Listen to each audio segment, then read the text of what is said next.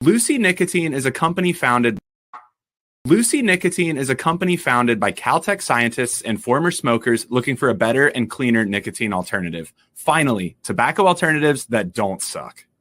Researched and developed for 3 years to be made for people, not patients. Lucy has created a nicotine gum with 4 milligrams of nicotine that comes in 3 flavors: wintergreen, cinnamon, and pomegranate.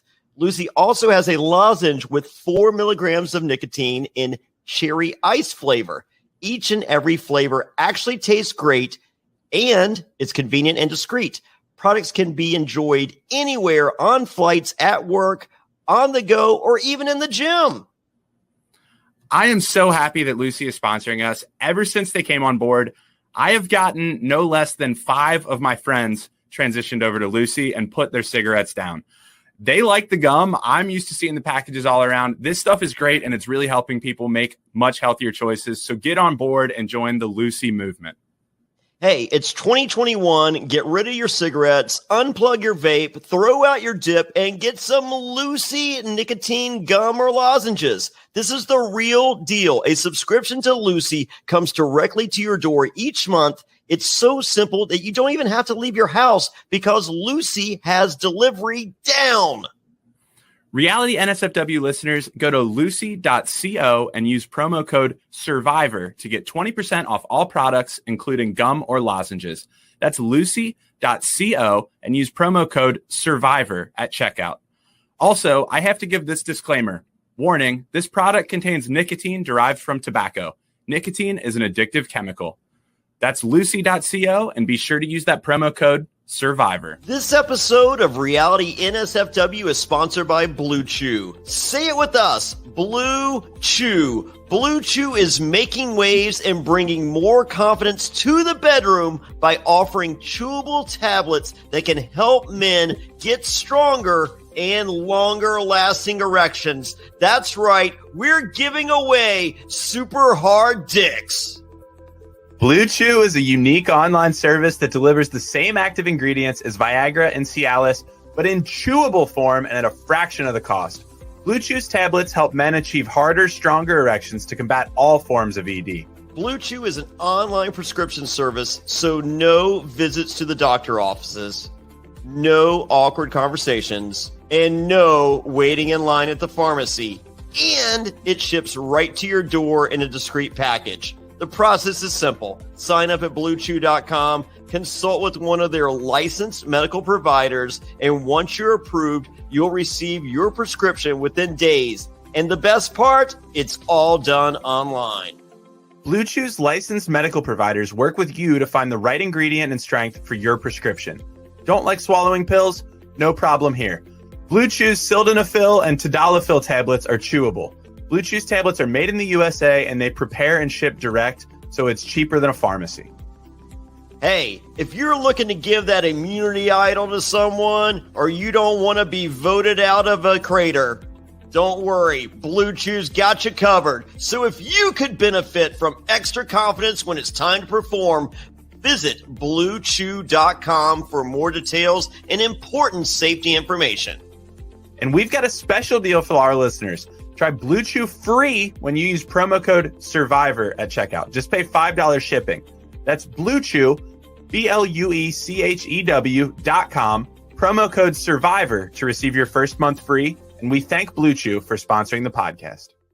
We're all trying to eat better, but healthy breakfast doesn't have to be boring. Magic Spoon has the amazing flavors you love, but without all the bad stuff. And it's amazing as a midnight snack right before bed. 0 grams of sugar, 13 to 14 grams of protein, and only 4 net grams of carbs in each serving.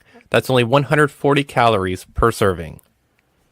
It's keto-friendly, gluten-free, grain-free, soy-free, and low-carb. And build your own box. Available flavors to build your very own custom bundle are cocoa, fruity, frosted, peanut butter, blueberry, cinnamon, cookies and cream, and my favorite, maple waffle. Now, Magic Spoon recently brought back their 2 super popular flavors, cookies and cream and maple waffle. Thank goodness. But they're back permanently. And when these flavors were first introduced for a limited time, they sold out extremely quickly. Now, I'm here to let you know you can get them again or try them for the first time. Why? Because they're delicious and indulgent. Johnny, Magic Spoon has so many great flavors that I really enjoy, and even my kids enjoy them. We have the cocoa, fruity frosted, peanut butter. All these are really great combinations. They enjoy waking up in the morning and getting some Magic Spoon right off to start their day great before they head off to school. I think everybody listening should give Magic Spoon a try, or if you've tried them already, it's time to reorder. Let's get you some more Magic Spoon and get your day started right. Hey, when I finish a podcast late at night, the first thing I'm thinking is not sleep. It's let me grab a delicious bowl of Magic Spoon before I go to bed. So go to magicspoon.com/survivor to grab a custom bundle of cereal and try it today. And be sure to use our promo code survivor at checkout to save $5 off your order. And Magic Spoon is so confident in their product, it's backed with a 100% happiness guarantee. So if you don't like it for any reason, they'll refund your money, no questions asked. Remember to get your next delicious bowl of guilt-free cereal at magicspoon.com/survivor and use the code SURVIVOR to save $5 off. Thank you, Magic Spoon, for sponsoring this podcast. All right, we're back. Now I'm going to play my intro. That's 7 seconds. Cool.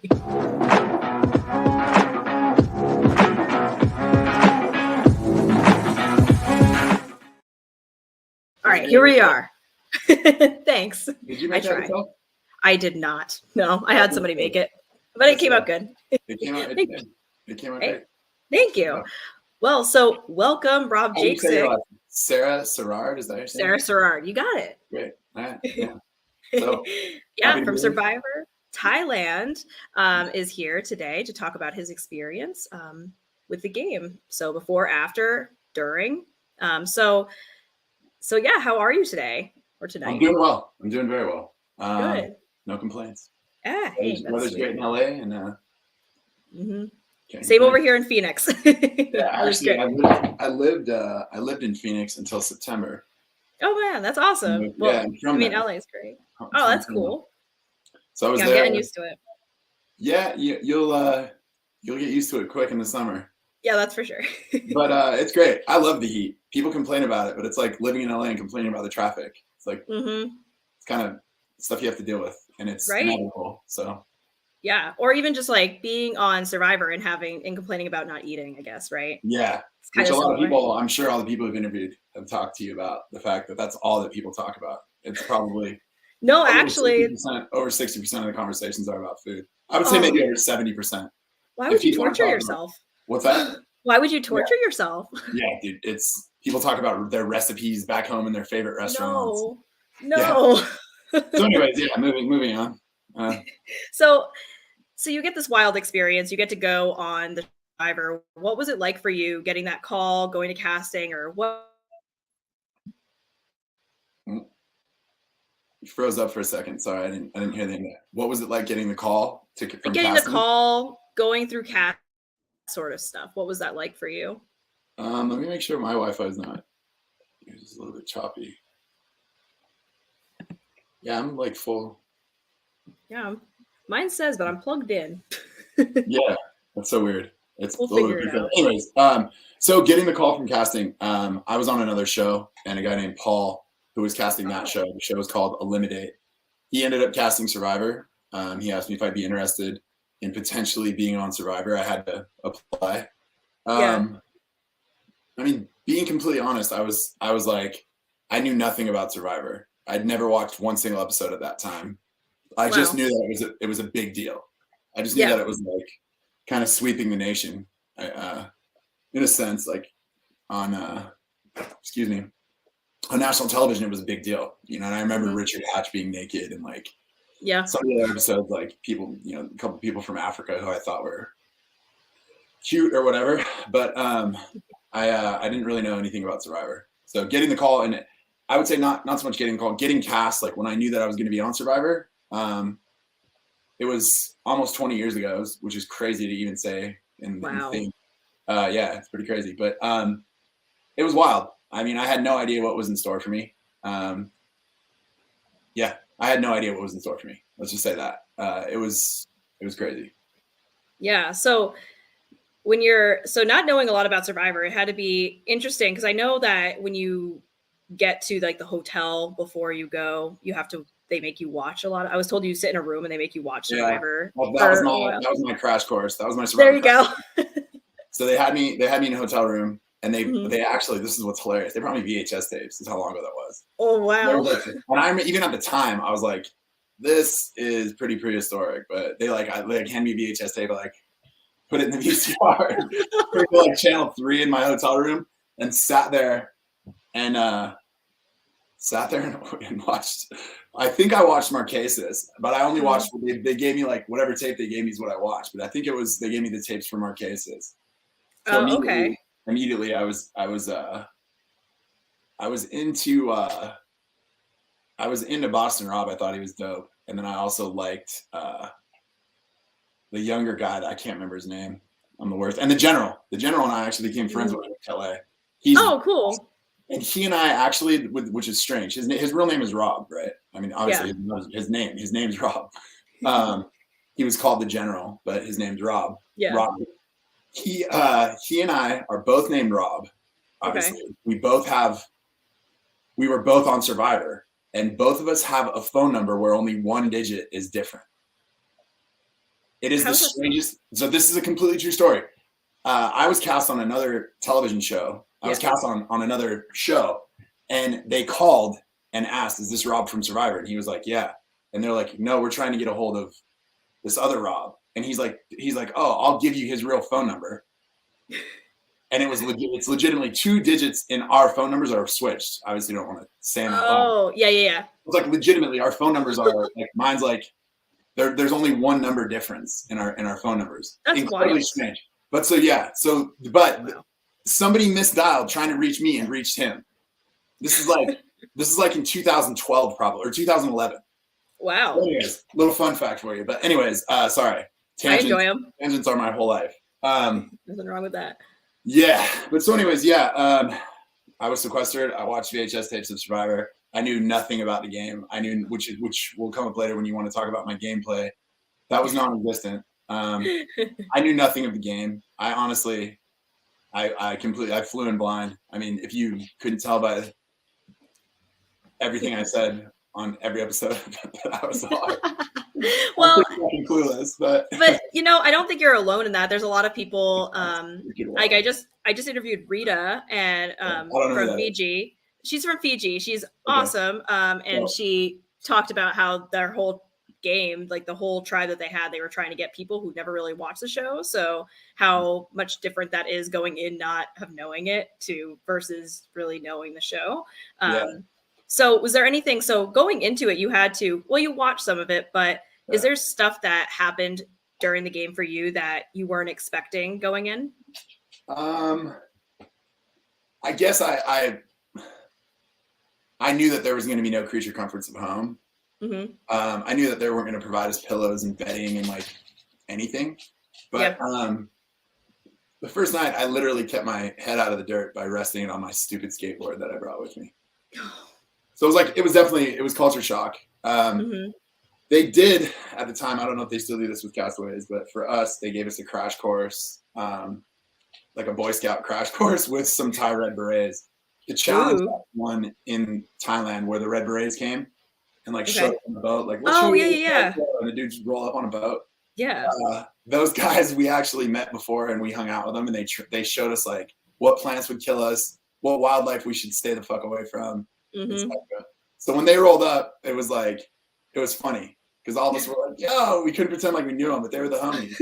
Like, we've already spent like 3 days with us, like showing us how to build a latrine, like telling us what animals to stay away from and where we would find, like we shouldn't go poking around and common sense shit. But like basically the wildlife in Thailand is a little bit gnarlier than the wildlife in suburban Phoenix area where I was living at the time. So, I can imagine. Even though there's scorpions and rattlesnakes in Arizona. In Thailand, there's vipers and cobras and all kinds of different scorpions and monitor lizards and freaking so much shit.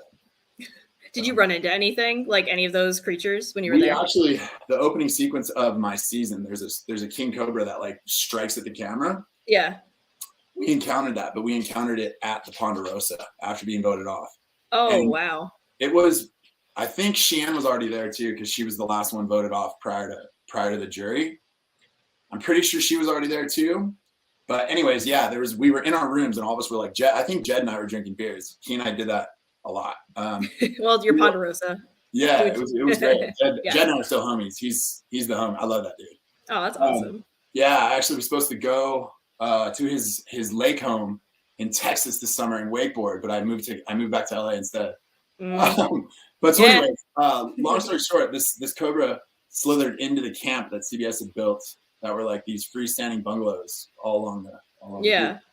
And the wildlife expert and like the guy who was like in charge of our safety, can't remember his name, but he was with Ado Cohen, who was our doctor, who's a rad dude. Oh, and they're like, everyone like fucking, everyone has to come, and we all met up, and they're like, there's a 12-foot king cobra slithering slithering through the mess hall, like this big, where we eat, the mess hall. So everybody has to be careful. So they put us all in one room, and we saw the snake, and then the snake, they scared it away, and it like went to the beach, and that's when they got the shot. The snake striking the camera, and I watched. I actually have a picture from my disposable camera. Yeah. Actually, I should get that photo album and show you a couple pictures out of it because it's I'll send them to you afterwards. I'll send you. All right, cool. You can throw them in nuts. But anyways, yeah, we encountered a king cobra, and that was the longest answer to a question. So I'm sorry. It's no problem. I enjoy hearing about all these little facts and things because it's just stuff you don't really hear about, and I'd rather hear it from you than read online. Yeah, I mean, it was, and for me especially, it was a long time ago. It was season number 5, and now they're on like 55. Or how many seasons are there now? I don't even know. 41, about to do 42. Holy crap. I know. So that's another interesting part. Since you were season 5, you were you're considered like that old school, and social media wasn't really a thing back then. It wasn't at all. MySpace wasn't even around yet. Oh wow! Imagine let that sink in. I didn't even know, like, text messages weren't involved yet. Yeah. Like, you couldn't text your homies. You had to pick up the phone and be like, hey, like your parents do now. Or like AIM. Was AIM a thing then? Or was like dial-up? Oh, yeah. Instant Messenger was definitely a thing. And there was like chat rooms and stuff. I mean, I definitely, my friends would take screen grabs and tell me things that they were reading online in chat rooms about me. Oh no. I wasn't huge with the fans at first. Well, I think I know that was like a huge part because you had that little freak out when you were when you were in the show. I can imagine because I mean, I come from a different point of view. Like I understand you're not eating, you're not sleeping, you're in this weird situation. It's not normal. So you're not really always yourself. And sometimes it's hard to react in the best way that other people might see fit. So it's tough. I think fans don't always get that. Yeah. Like when you're subjected to like worst case scenario, no sleep, no food, nowhere to even use the restroom comfortably, literally like nothing good. Yeah. It's you definitely tend to kind of lean on the grumpier side of your personality.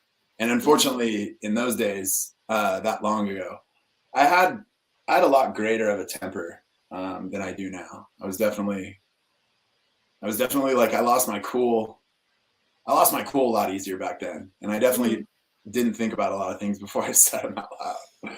So it was a good time. Yeah, I feel like it's something that we kind of get better with when we like start getting older. We get better at being able to control our temper. Well, hopefully, right? But also, like I said, when you're in that situation, it's kind of hard to maintain your composure or be good or be like. There's so much other shit going on, and like every 3 days, we're there for every 3 days somebody gets voted off. Basically, I mean, I know you've heard that before. Yeah, and it's like so. There's not a ton of downtime as much as you think. Like we have a reward challenge and we have an immunity challenge, and then I think there's always one day where we just kind of dick around. We would dick around and like. Jed and I would go body surfing. That sounds fun. That was what it was. Yeah. I mean, that's how I got stung by a stingray. Yeah, that had to hurt like hell. Yeah, it wasn't great, but I've talked about that a lot. But yeah, that's fine. It was it sucked. So anyways, yeah. So tell me more. So I know, so we kind of had that incident. I think that's, and then when you get voted out, you're kind of like this cool, like, I'm cool, bro, like, peace out, guys. Like that was that's always how I was. I mean, they obviously they chose to show a lot more of my alpha personality than my sensitive as a toothache, really positive side, which definitely exists, and even more so now. But so yeah, I getting voted off, I definitely was like, good luck, everyone. I had no hard feelings. I said everything to everyone that needed to be said the night before, when they showed the fireside thing where all of a sudden I was this soft dude and I was crying and shit, which was dope. But there were a lot more of those fireside chats. There were a few other times that I definitely was like, you guys, it still trips me out that I'm here. And like people, they would laugh, but I was like, I still was taking everything in. I mean, it honestly, it felt surreal. I was there for 18 days. So it's like more than 2 weeks of my life were spent on a deserted island, like in the wild on television, which is still so weird to me. Like, I'm like, right. I'm like, there's some people who don't think life's a fucking simulation. Like, what? And that's when you have nothing while you're there. You really just have, I mean, obviously you have like, there's cameras and stuff, but you have just nothing. Nature and other people. Yeah. No toothbrushes, no deodorant, no soap, no toilet paper, no food. You all probably smelled so good. You know what though? Actually, what's funny is people have asked me that. I don't think I ever remember anyone really stinking exactly. Because all of us went in the ocean every day, and like that's true. We would wash our clothes in the ocean, so they would get like saltwater washed, saltwater sterilized, and then we'd hang them up in the trees to dry. None of us, nobody ever really necessarily stunk. I know that none of us fucking smelled good. Yeah, I'm sure my breath was hot a couple times. I mean, there were definitely mornings that I woke up where I was like, I'm pretty sure I was just asleep for the entire night with my mouth open. Just wake up with sand in my teeth and like, what the fuck? Yeah. Can use that grit, get the tartar, I guess. Yeah, I know. I was like, actually, Jed used his buff to clean his teeth. Really? He's an orthodontist. Like, he's a yeah. Jed Hildebrand's the man. You should interview him. He's one of the most interesting people I think I've ever encountered in my life. Like, super devout Christian, really rad. Like, his faith is inspiring. I don't really get down with organized religion, but I'm always inspired by people who do. Yeah, I can definitely vibe with that. You know what I mean? Like I would never hate on somebody for their faith. Jed has unbelievable faith. He has this beautiful little family. Oh. His orthodontist practice is killing it. He's always doing shit for his community. He's just one of those dudes, man, where I have a lot of respect for Jed Hildebrand. He's somebody you should interview.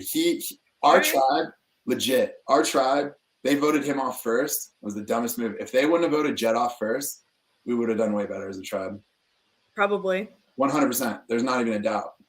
And it's because Ken Safford, the dude who was the police officer. Yeah. We learned later that he was controlling the vote, and he was the one playing the hardest game. And he was like, he promised Jed. He said he'd never vote for either of us. And he was playing the hardest game the whole time. He's the one that wanted to get rid of Jed because he perceived Jed as a threat. Because Ken, I'll tell Ken this too. I've told Ken this to his face. He was the laziest person on that entire tribe. The laziest person on the entire tribe. He didn't want to do anything. Like, he had an excuse for everything. He sat out of challenges with a fake back injury. He was a clown. But yeah. So, yeah, that's wild. So you're making all these relationships and a lot of interesting people. I remember, like, obviously it seemed kind of like the season focused on like one person, kind of like I felt like a little bit with Brian. But there was a lot of really good people on your season, and I think that they weren't given as much credit or shown as much, which stinks. People kind of say that our season was like the season that everyone kind of forgot about. Like, it was like one of the most boring seasons, which is funny. Yeah, I think so. Yeah, I mean, it was the characters that were on there, like the whole thing that happened with Gandia in the beginning, and her screaming and like throwing rocks in the ocean, and like some of the stuff that happened was kind of silly, but I think there were some interesting characters, especially like Helen Glover. Like she's hilarious. She's so we were friends on social media.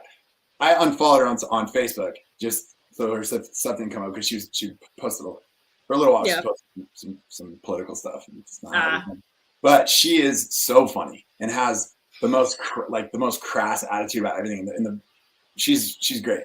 She's sarcastic and like kind of rude, and it's awesome. And then Jan was one of the funniest people ever. And then of course the person who I choked, which is the person who I've probably whose relationship was probably the most misunderstood by the person who my relationship was the most misunderstood with. I disliked Clay when the game was going on, but immediately when he and I met outside of the game, he was the dude that I thought was the funniest. Aww. If they would have spent more time focusing on Clay, our season would have been a hit. He's one of the funniest people on earth. And for the first summer of the pandemic, like summer of 2020, last summer. Yeah. I think like in May, we did a Survivor. I don't know if you saw it. We did a Zoom thing for Give Kids the World. Yes. All of us got together and talked. Did you see it? Clay's setup was like this. He's like, he didn't even care. His camera was above his head. Like holding his phone above him and filming him like this. It was so great. But that dude is a testament to how great he is. He's such a fucking character. I love that. I'm focusing on other people other than Brian. It would have been a lot more interesting game, a lot more interesting show. But Brian played a really good game, and I mean, he convinced all those people like to vote and to do exactly what he needed him to do for him to win the game. Yeah, I can definitely give him the credit there for sure. Yeah. I enjoy Thailand. I don't know. I don't think it deserves as much crap as it's given. I get hit up by people honestly monthly. Really? Yeah. People still reach out, which is so weird to me. Because I mean, if you put on Survivor Thailand now, it looks like it's from the Stone Age. It's standard aspect ratio. Yeah. The intro looks so like it was before HD. Another thing, no text messages in those days, no social media, no high definition. What? I put it on. My girlfriend was like, I have to see one episode. I'm like, we're not going to watch one episode, but I'm like, we can watch the intro. You can see me in the intro, like see me with long hair. Yeah. Like a couple minutes. And I put it on and I was like, this looks so bad. It's compared today. Well, yeah. I mean, obviously CBS shot it really well and spent a fuckload of money. But now they can get all those shots that cost $1 billion with a helicopter. They can do it with a drone. Yeah, right. They used to have to clear, so they would be like the helicopters coming in. All the camera members, all of the cameramen and production would have to leave the beach, so it didn't look like we were being filmed. We would stand out there, and then on the show, it would be like, oh yeah, and it was just us on the beach. Like 15 people just like ran off the beach and hid in the jungle. Yeah, they're just. I can just see them with the palms like over them and just hiding. Seriously, and then a helicopter would fly over, and it was like basically to have the helicopter come in. They were saying it was like the amount of money that it costs for gas was like astronomical. It was like I can't imagine. It was basically like the cost of in those days. It was like basically $5 a minute or something. Oh yeah, or no, I'm sorry, maybe $50 a minute. It was incredibly expensive. So when the helicopter came, we all had to like we were pre-warned and everything went down that way. So anyways. Whew, yeah, I don't blame them for being like, we need things this way. So anyways, if you go back and watch my season now, it's not in HD. It's hilarious. And again, it was whatever it was for those days, but to watch it, to obviously be used to being used to be able to see things in HD and then to watch something that's not in HD. It's like, what the fuck? Oh, it's so weird. But people do for sure hit me up like almost like monthly. Like obviously people aren't sliding all into my DMs talking about Survivor all the time. Yeah. but people do reach out and it makes me laugh. Cause I'm like, dude, it was 20 years ago. So it's like, it's crazy. Well, it's wild now because with the pandemic, especially, like I know I went back and watched it. I watched it when it aired. So I watched like Borneo and some other seasons when it aired, but then I stopped for some reason. You watched Thailand and then when it aired? I don't remember if I did or not, honestly. How old would you have been? Like I was 9? I'm 1991 is my So yeah.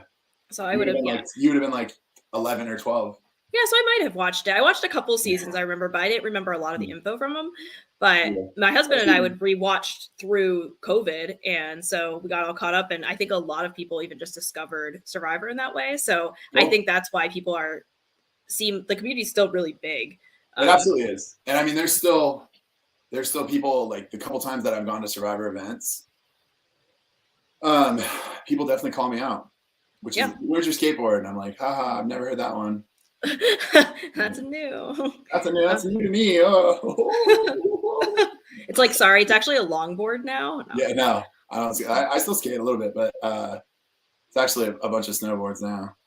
Yeah, I've been seeing that you've been snowboarding a lot, which is pretty cool. I go a ton. Anytime it's winter. Yeah, I definitely shout out to Union Bindings.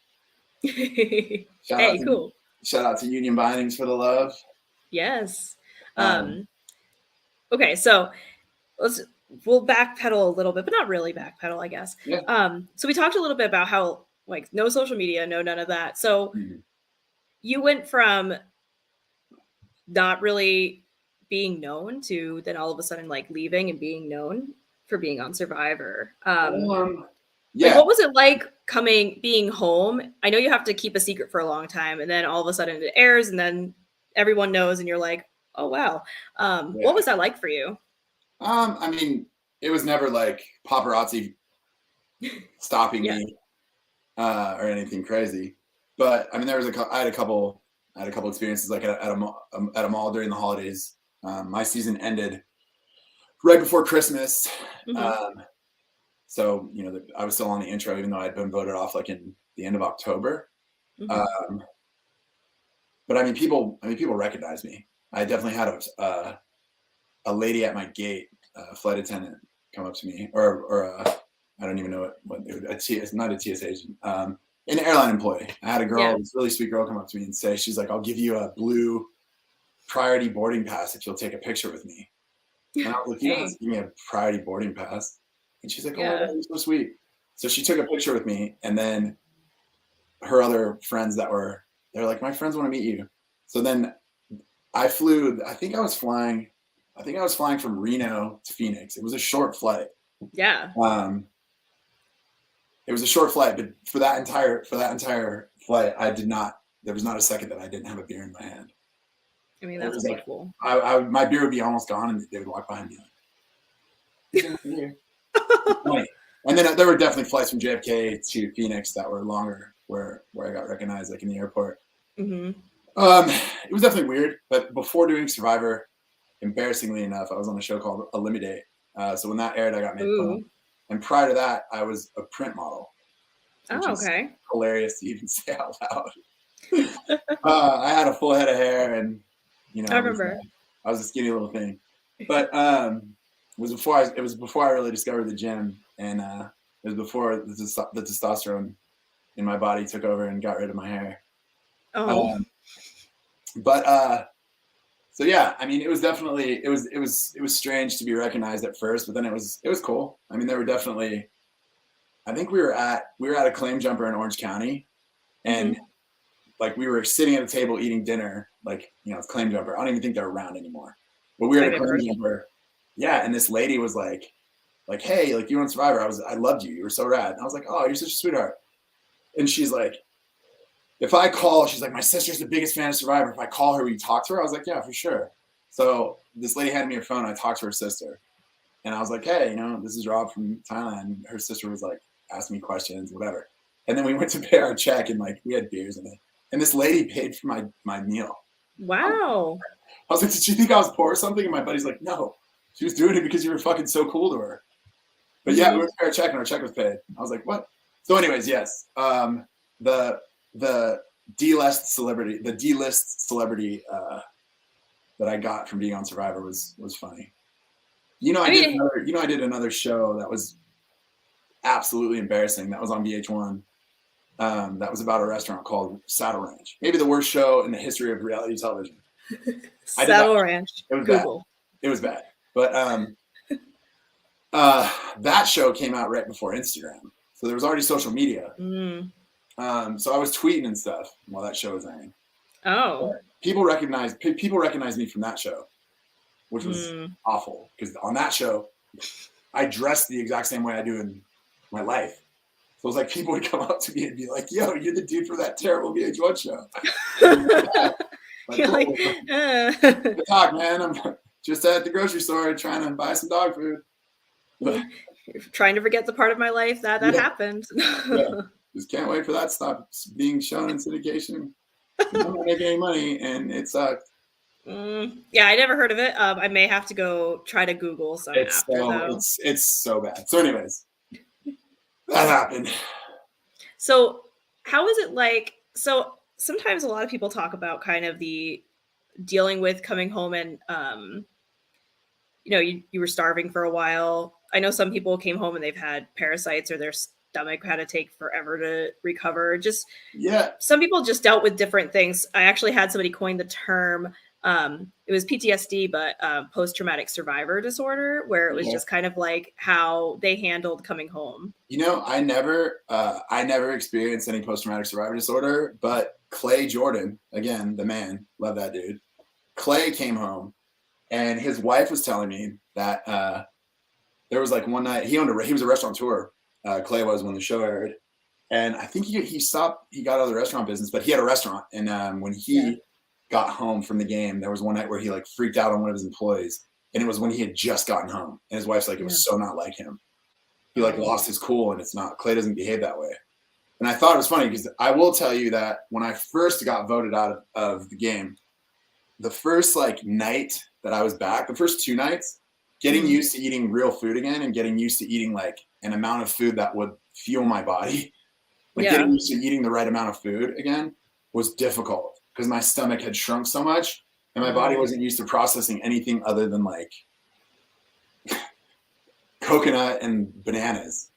Yeah. It was weird. Getting the first couple nights getting voted off, it was weird to like sleep in a bed again, and like I had dreamt about the game, but I had no post-traumatic survivor disorder. I feel like I can't even speak this entire interview. I apologize. You're fine, no worries. Yeah, there's no PTSD for your boy. I came home and I had severe jet lag. Like my parents were like, "What do you want?" And I was like, "I want American beer. I want like American beer and Taco Bell. That's all I want." My parents picked me up from the airport with a cooler full of beer, and we drove straight to Taco Bell. And I ate like a morbidly obese person, and then I fell asleep on their couch. And then I went to my sister's house because my sister at the time had this massive house. My brother-in-law played for the Phoenix Suns. My sister had this massive house in Los Angeles, way East Mesa, and he had a movie theater in it. My sister's like, "You should come over and just camp out in the movie theater." And it's exactly what I did. I spent 3 days in there. There were days where I woke up and I was like, "What day is it? What time is it?" Because I was so jet lagged. That's like 20 hours of travel. Yeah, and because it's what, like almost, how many hours difference? Is it almost 24? I don't know. I'd have to look that up. I know it's a lot. I know it's almost, it's probably a full day behind. Yeah, about. It was definitely rough. The adjustment from jet lag was gnarly, but I came home with a full beard. They were like, "Don't shave your face yet." All the people from Survivor, all the people from production, like Mark Burnett, Jeff Probst, they're like, "Leave your beard. It looks so good." I was like, "Okay." I left my beard and I got home and my sister's like, "You look fucking ridiculous." I had this full Jesus beard. My hair was all long. Oh, sweet. It was awful. It's like I look back and I'm like, dude, oh man. Yeah, Mark Burnett and everybody, they just wanted you to look like, look at how much this guy went through. His Survivor, he just grew a beard because it was just Survivor time. Just surviving, dude.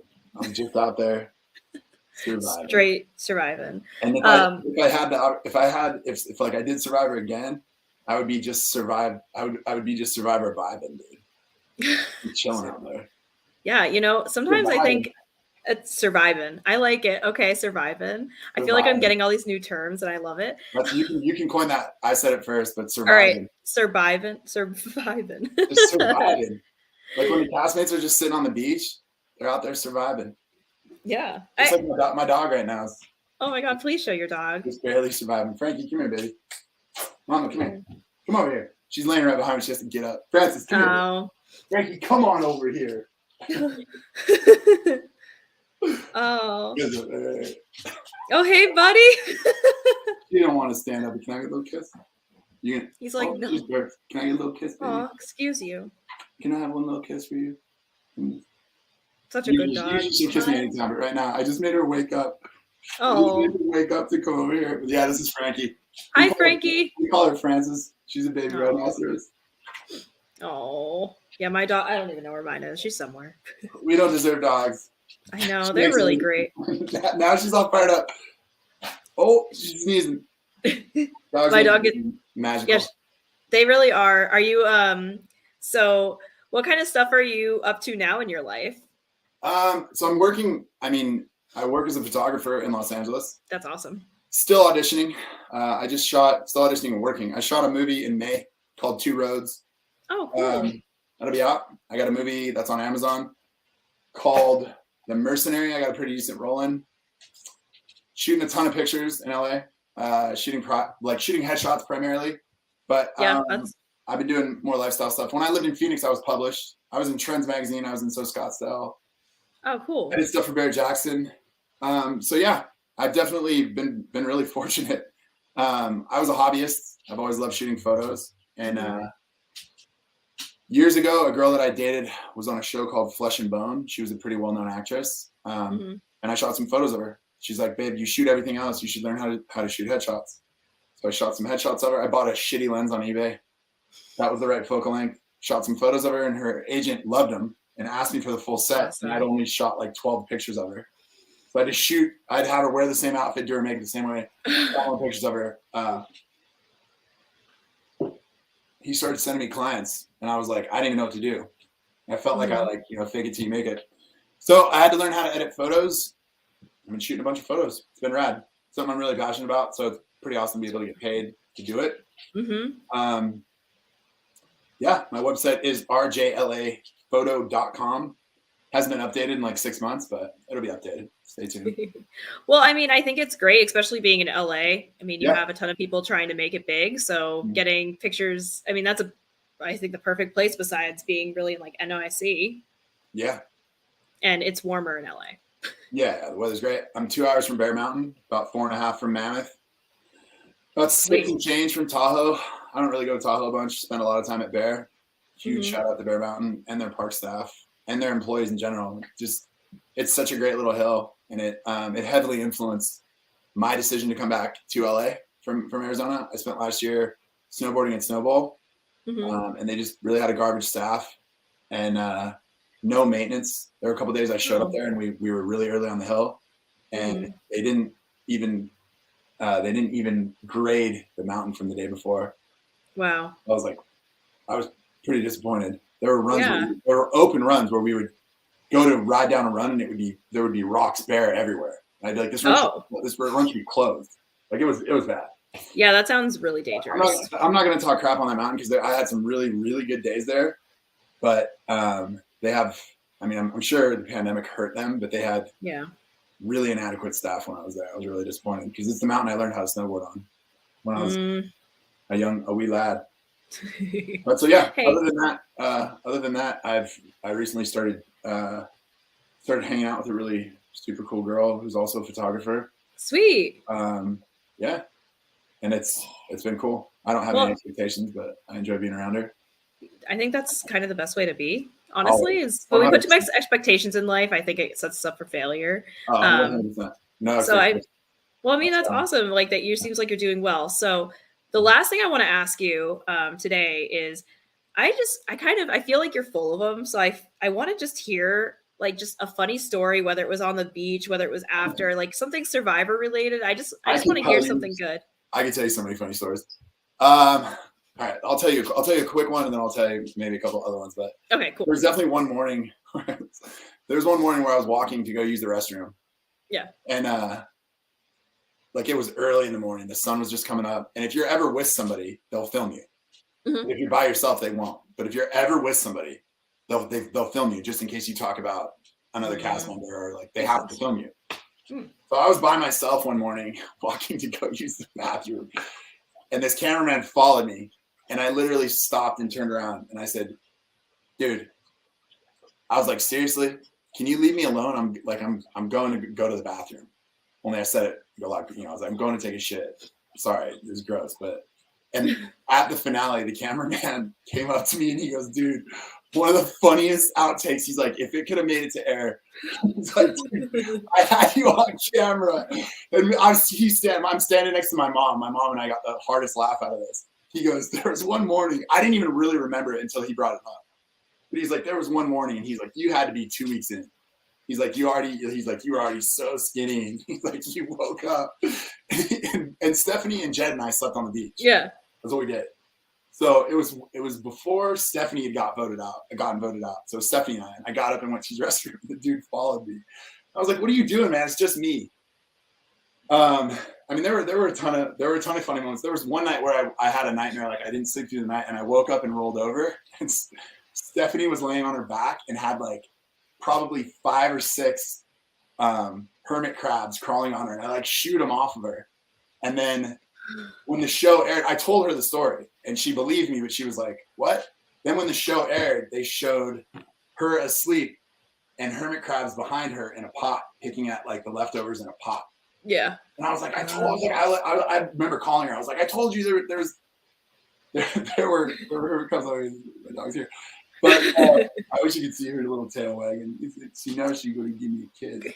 Oh, so cute. She's the best. But I mean, there were definitely a lot of shenanigans that happened. I bet. At like the rap party. At the Survivor rap party. No, baby, come here, Frankie. She wants to go screw around in the house, the rest of the house. There were a lot of shenanigans that happened at the rap parties and hanging out with everyone. There's definitely people hooked up. Oh, I bet. I've definitely hooked up with at least one other castaway. But yeah. So for another contestant who will go unnamed, he and I went to Scores, this strip club in New York that Howard Stern talks about all the time. So at the time, Howard Stern was talking about this strip club all the time, how we, Scores. Yeah. And this guy was like, we have to go to Scores. I'm not really a big fan of strip clubs, gentlemen's clubs, but I was like, all right, we'll go to Scores. So I could tell this girl was really into this, to my friend that was there, but it was because she wanted to be paid. So long story short, by the time we left, they exchanged phone numbers, and she was a prostitute. Oh no. Yeah, it was awful. But the funniest thing is I called her, and I'm like, dude, I'm going back to my hotel, man. I don't want any part of this. So that's why he'll go unnamed. Yeah, understandable. There's I mean, honestly, like being put on the spot, I can't really think of anything else funny. I mean, there were definitely a lot of miserable nights where I bet people didn't sleep well and complained to each other. But so it sounds like you're pretty good friends with some of the people still. Yeah, I know Jed Hildebrand. Yeah. Jed Hildebrand is he's a good dude. Huge fan of his. Stephanie, I don't even know what her last name is now. It's changed like 3 times since Survivor. She's the best. Stephanie Dill. She was Stephanie Dill on my season. I can't think of her last name now. Stephanie is just a fantastic human. She is still such an adventure seeker and still so ballsy. She actually was really, really injured in a bicycle accident a year and a couple months ago. She almost died. Crap. Yeah. Oh wow. So yeah, she's still going hard. Obviously, like I said, Clay. I still talk to Clay sometimes on social media. Gandia, I've spoken to a couple times. She's just hilarious. I'm trying to think of who else. I mean, I have friends who are on other seasons too, but not anyone I can think of off the top of my head. There's so many of you now. That's the thing. There's just tons of you. And I know with all the events, like I've gone to an event before. I'm going to a couple NSFW events this year. So it's like we have those. And they're always a lot of fun. It's cool to be around a lot of people with similar interests, but also it's usually a pretty chill atmosphere, which I really like. So I always recommend to any viewer watching this, go to viewing parties, go to the events. They're a lot of fun. Yeah. I get invited to a lot of things. Mertz Jaffer, he, I don't know if you know who he is. Mertz is a guy who always throws an after party out here. He wears a purple hat. Yeah. Sound familiar? No, it doesn't. He's now. He's a pretty well known. He befriends all the castmates, all the castaways. So he's I get invited I know his big post. Oh, I'm sorry. Oh no, so he does one in LA, you said? Yeah, he does a big one with actually a friend of mine who was on Expedition Impossible or some show, Ryan Carrillo. Mm-hmm. He does. That name sounds familiar. Yeah, he does a big Survivor party. I go to some of them. I went to Rob Zbacnik's. Mm-hmm. Rob has a podcast, 10 year. Yeah. So, I went to his 10-year anniversary for his thing, and it was cool. I had a good time. I saw a lot of people that I haven't seen in a while, and Well, hey, that's really cool. And I know Lauren, I think she had one. Lauren Beck had one in LA recently. That was the one that Mertz promoted. Frankie. Oh, okay. It all makes sense now. That was the one that Mertz helped her promote, I guess. Oh, cool. Lauren, yeah, she had a big party. I was supposed to go to that one. I was supposed to go the night before. They went to this restaurant called Justin Queso's. I keep knocking my phone off. Justin Queso's. I like that name. Justin Queso's. Yeah, a buddy of mine runs it, Greg Borthwick. But they had a party there, and I wasn't in the mood. It's got to be something really cool for me to get out of the house, or something really productive. Hey, I hear you. It's a weird time in life too. Yeah, exactly. Yeah. Well, thank you. Oh, what were you gonna say? No, I was gonna say, but what about you? How do you like Phoenix? I like Phoenix so far. I'm only here temporarily, but I really like it. I like the weather because I come from New England, so it's a lot warmer. Yeah. So it's really cool. But thank you so. Oh, buddy. She wants when she wants to play or wants attention. Okay. It's funny too, because she's almost 8. She came from Kansas City Pitbull. She's a Staffordshire Bull Terrier. Oh. She's real short and stacked. I don't even see her. She's look at. Oh yeah, I see her. She's hopped up a little. It's Frankie. There she is, her tail. That tail must whack you sometimes. Hey, buddy. So cute. Thank you, Frankie. He's the best, man. But thank you so much for agreeing to come here and giving your perspective on stuff. I love hearing your stories, and keep killing it. Yeah, man, I will. And if you ever come out to LA, give me a heads up. All right, cool. And honestly, if you want to get a hold of any other survivors, I could probably put you in contact with some people. You should definitely interview Clay Jordan. All right. I don't know if you were a fan of his, but you would get a kick out of him, and he would. That guy's sharp as a tack. He's really funny to talk to. All right, good to know. Good old country boy, man. You gotta love that. I love it. He's a lot more entertaining than I am. Hey, you're pretty entertaining. Not gonna lie. So is Jed. Jed's great. I don't know if Jed would be into it though. He's super family man. Chill now. Yeah, I can still ask him. I'm okay with no's too. Yeah, but I'm great. Thanks for reaching out. Yeah. Always cool to talk about Survivor and CBS. And yeah. So thank you so much, and I hope you have a great rest of your night. You too, and I appreciate you. All right, thanks. Bye. Bye, Frankie. And for more reality NSFW content, visit ad-free NSFW.